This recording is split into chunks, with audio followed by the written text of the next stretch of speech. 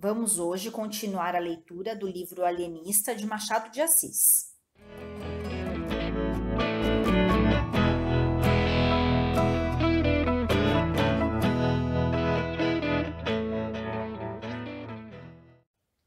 Nós estamos agora no capítulo 4, Uma Teoria Nova.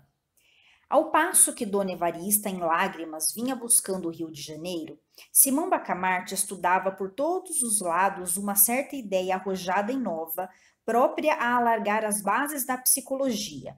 Todo o tempo que lhe sobrava dos cuidados da Casa Verde era pouco para andar na rua ou de casa em casa conversando às gentes sobre 30.000 assuntos e virgulando as falas de um olhar que metia medo aos mais heróicos.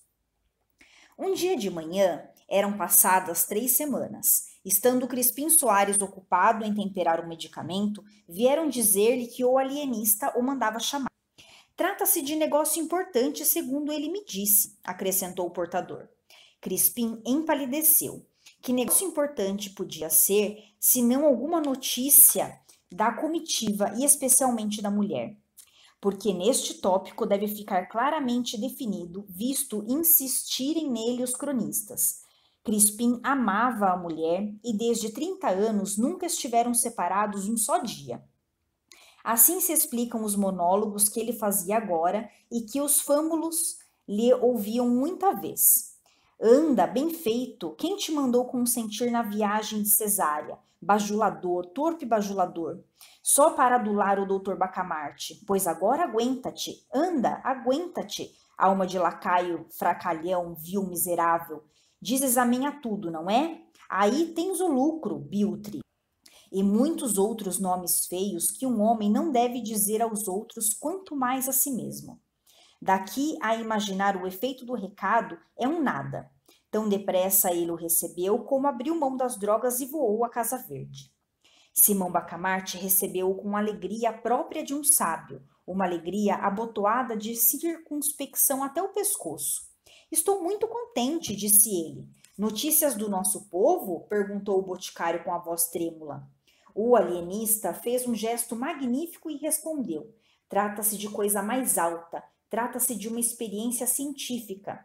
Digo experiência porque não me atrevo a assegurar desde já a minha ideia, nem a ciência é outra coisa, Sr. Soares, senão uma investigação constante. Trata-se, pois, de uma experiência, mas uma experiência que vai mudar a face da Terra.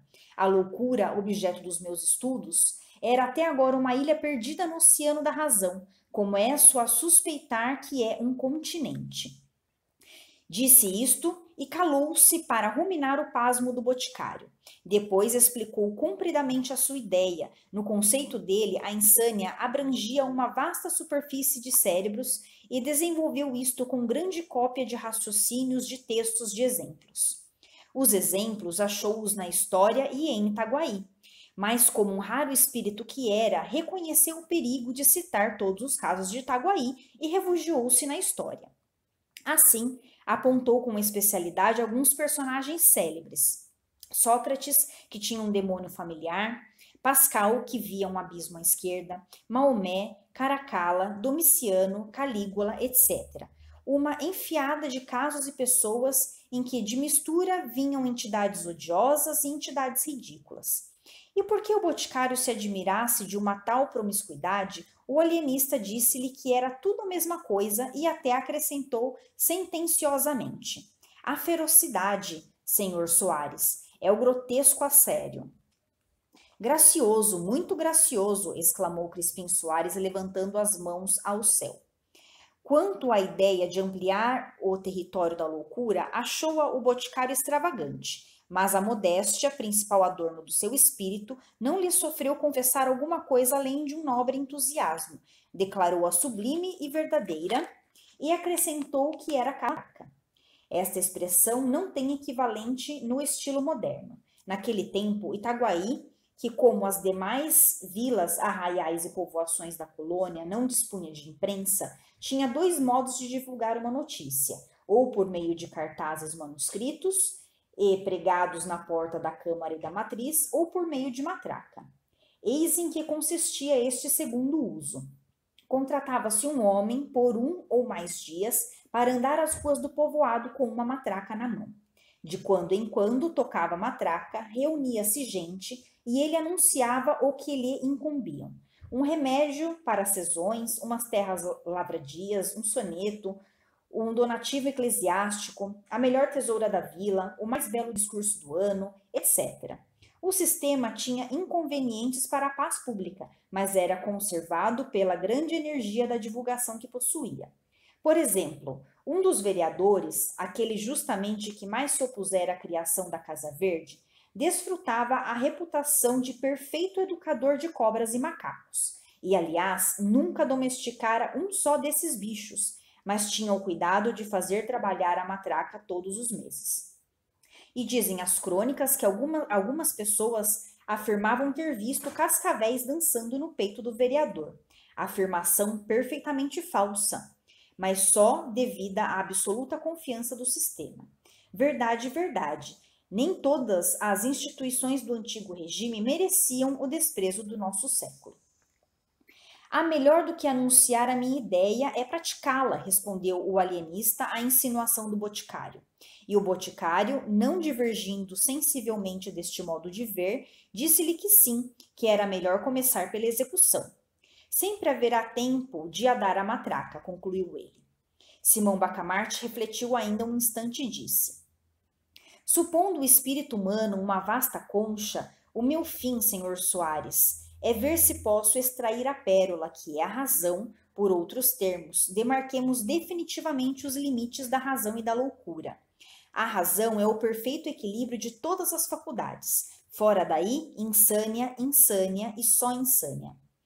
O vigário Lopes, a quem ele confiou a nova teoria, declarou lisamente que não chegava a entendê-la, que era uma obra absurda e, se não era absurda, era de tal modo colossal que não merecia princípio de execução. Com a definição atual, que é a de todos os tempos, acrescentou: a loucura e a razão estão perfeitamente delimitadas. Sabe-se onde uma acaba e onde a outra começa. Para que transpor a cerca? Sobre o lábio fino e discreto do alienista roçou a vaga sombra de uma intenção de riso, em que o desdém vinha casado à comiseração, mas nenhuma palavra saiu de suas egrégias entranhas. A ciência contentou-se em estender a mão à teologia, com tal segurança que a teologia não soube, enfim, se devia crer em si ou na outra. Itaguaí e o universo ficavam à beira de uma solução. Acabamos o capítulo 4, e nesse capítulo basicamente diz que o Simão Bacamarte resolveu espalhar a notícia que ele agora iria estudar as relações humanas, baseadas na loucura, claro, não mais debruçado aos livros, que era o que ele fazia até então, né? E com aqueles poucos pacientes que ele tinha na Casa Verde. Ele queria agora era estudar mais na prática. Então ele queria ir de casa em casa, visitando as pessoas, conversando com as pessoas na rua. Ele queria ficar observando as pessoas nas praças. Bem, o padre da cidade não concordou com essa ideia. Mas, por esses capítulos que a gente já leu, nós conseguimos perceber que o Simão Bacamarte era um homem de muito pulso, né? Então, assim, se ele colocava uma coisa na cabeça, se ele queria fazer aquilo, ele ia dar um jeito de fazer. Então é isso, pessoal. Nós acabamos, logo eu vou colocar para vocês o capítulo 5, tá bom? Tchau, tchau!